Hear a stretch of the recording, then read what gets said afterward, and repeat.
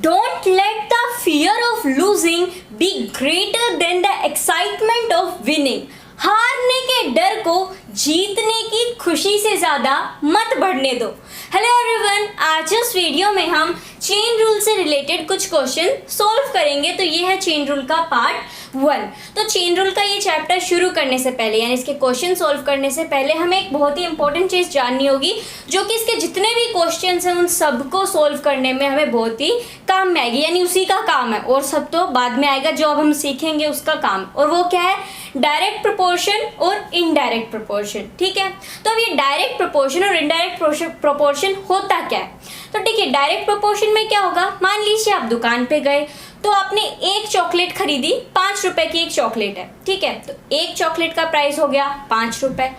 अब साथ में आपके साथ आपका बहन या भाई भी आ गए तो उसको भी देनी है, तो आपने क्या की, एक और चॉकलेट ले ली, यानी आपने अब कितनी चॉकलेट कर दी? 2 चॉकलेट कर दी। तो दोनों चॉकलेट के आप 5 रुपए दोगे? नहीं भाई, अगर चॉकलेट बढ़ गई तो ऑफकोर्स यहाँ पे जो कॉस्ट है यानी जो प्राइस है वो भी बढ़ जाएगा। यानी एक चॉकलेट 5 रुपए की थी तो 2 चॉकलेट 10 रुपए की हो गई। तो यहाँ पे चॉकलेट्स बढ़ी तो साथ में हमारा प्राइस यानी कॉस्ट भी बढ़ गया। तो ये डायरेक्ट प्रोपोर्शन में आता है, यानी चीज़ अगर बढ़ती है तो उसके साथ उसका प्राइस भी। अब यहाँ पे पैसे की नहीं, क्वेश्चन के रिलेटेड आपको जो भी दे रखा हो आपको देखना होगा कि भाई ये बढ़ा यानी ये इतने का है तो अब ये बढ़ गया तो उसका प्राइस भी बढ़ जाएगा। चीज़ घट गई तो उसका प्राइस भी घट जाएगा। ये हमारा डायरेक्ट प्रोपोर्शन हो गया। तो अब इनडायरेक्ट क्या है? इनडायरेक्ट इसका उल्टा है, यानी अगर कुछ बढ़ेगा तो कुछ घट जाएगा। मान लीजिए आप और मैं मिलके कोई एक प्रोजेक्ट बना रहे हैं, कोई ट्री बनाना है, ऐसे ही प्रोजेक्ट है स्कूल का, वो हम कंप्लीट कर रहे हैं।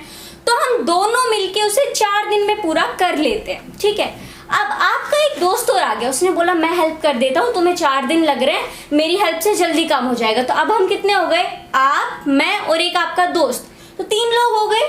तो 3 लोग होने से अब हमारा दिन का जो काम है वो कम हो जाएगा, यानी हम तीनों मिलके करेंगे तो जो दिन है वो कम हो जाएंगे। तो यहाँ क्या हुआ? आदमी यानी जो लोग थे वो बढ़ गए तो दिन जो थे वो घट गए, यानी एक चीज़ बढ़ी तो दूसरी घट जाएगी, या फिर अगर पहली चीज़ घटती है तो दूसरी है वो बढ़ जाएगी, यानी कम ज़्यादा जिसमें रहेगा वो हो जाएगा आपका इनडायरेक्ट प्रोपोर्शन। तो आई होप आपको ये दोनों समझ में आ गए होंगे। अब इसी से हम क्वेश्चन सॉल्व करेंगे। तो आज हम ये 2 क्वेश्चन सॉल्व करेंगे। अच्छे से यहाँ पे से समझना, क्योंकि लास्ट में आपके लिए रहेगा सवाल जिसका आंसर आपको कमेंट बॉक्स में करना होगा। तो सबसे पहले है, if 15 dolls cost ₹35, what do 39 dolls cost? अगर 15 डॉल्स की कॉस्ट 35 रुपीज है तो 39 डॉल्स की कॉस्ट कितनी होगी? तो एक तो आप बचपन से क्या करते आ रहे हो कि हमें क्या करना होगा, पहले 1 डॉल की निकाल लेते हैं, फिर उसे 39 से हम मल्टीप्लाई कर देंगे।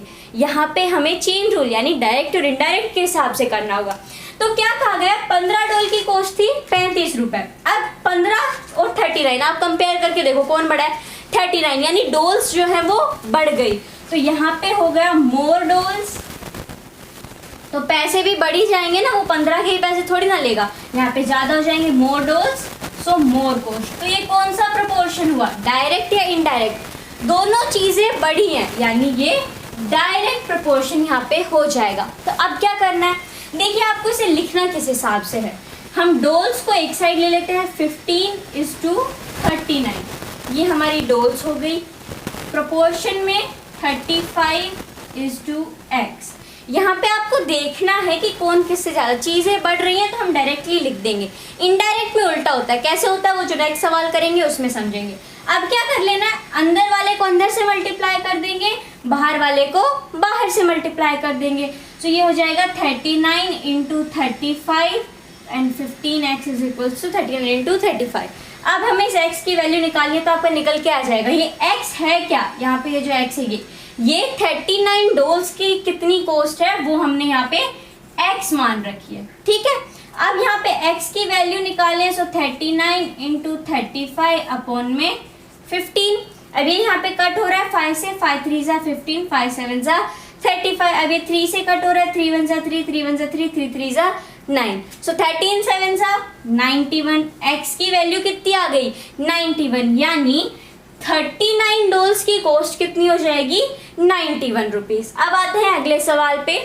If 36 men can do a piece of work in 25 days, in how many days will 15 men do it?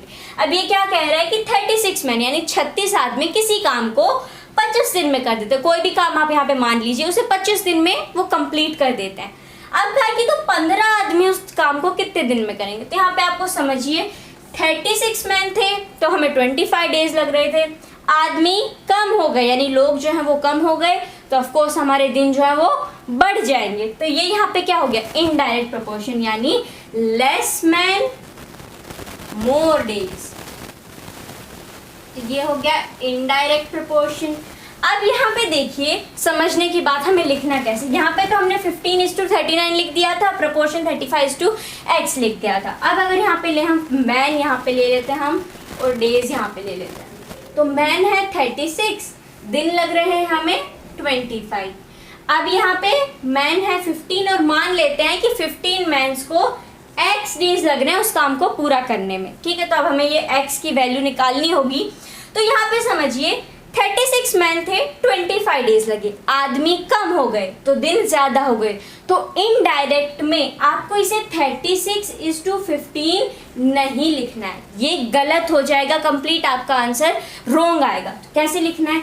जब भी इनडायरेक्ट प्रोपोर्शन की बात आती है यानी आपको समझ में आ गया ये सवाल इनडायरेक्ट का है, तो हमें ये इंटरचेंज कर देना है, यानी 15:36 यहाँ पे हो जाएगा। डायरेक्ट रहेगा तो 36:15 हम लिख देंगे, लेकिन हमें पता चल गया ये इनडायरेक्ट है तो हमें लिखना होगा 15:36। अब इधर बदलने की कोई ज़रूरत है नहीं क्योंकि हमें इधर का तो निकालना ही है ना कितने दिन है। तो आपका ये आ जाएगा प्रोपोर्शन में 25:x। अब क्या करना है? अब भी वही करना है, अंदर की अंदर मल्टीप्लाई और बाहर की बाहर मल्टीप्लाई। तो ये हो जाएगा 15x = 36 × 25, ठीक है। अब x की वैल्यू निकाल लेते हैं। सो x = 36 × 25/15।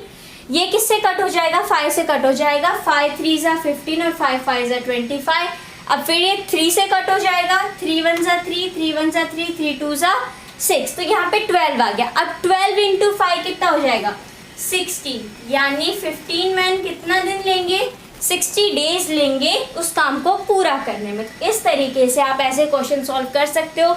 चेन रूल से डाउट हो तो आप पूछ सकते हैं। अब आपके लिए एक सवाल, तो यहाँ पे क्वेश्चन है, if 7 spiders makes 7 webs in 7 days, then 1 spider will make 1 web in how many days? यहाँ पे क्या कहा गया है कि 7 स्पाइडर्स जो हैं वो 7 जाले यानी वेब्स मतलब जाल जो है वो 7 दिन में बना लेते हैं। तो एक स्पाइडर एक जाला कितने दिन में बना लेगा? तो यहाँ पे आपका सीधा सीधा दिमाग नहीं लगाना है कि भाई 7 थे 7 दिन में बना देते थे 7 वेब्स, तो एक है तो एक दिन में बना देगा एक वेब, ये गलत हो जाएगा।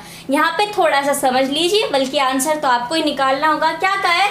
स्पाइडर्स ले लेते हैं यहाँ पे सबसे पहले, स्पाइडर्स, वेब्स और डेज, ये चीज़ें हमें यहाँ पे दी गई हैं। तो 7 स्पाइडर हैं, 7 दिन लेते हैं किसे? 7 वेब बनाने के लिए। 7 spiders take 7 days to make 7 webs. अब क्या कहा गया है? एक स्पाइडर एक वेब कितने दिन में बना लेगा? तो हम दिन को x मान लेते हैं। तो देखिए इस कंडीशन में आपको क्या करना है, अब चीज़ें हमारे पास ज़्यादा हो गई हैं, ठीक है, वेब हो गए हैं, डेज हो गए, स्पाइडर्स हो गए हैं, अभी तक हमने 2 का किया था। तो क्या करना है, हमें ये x निकालना है। जो चीज़ निकालनी है पहले हम एक एक करके उस पर ध्यान देंगे।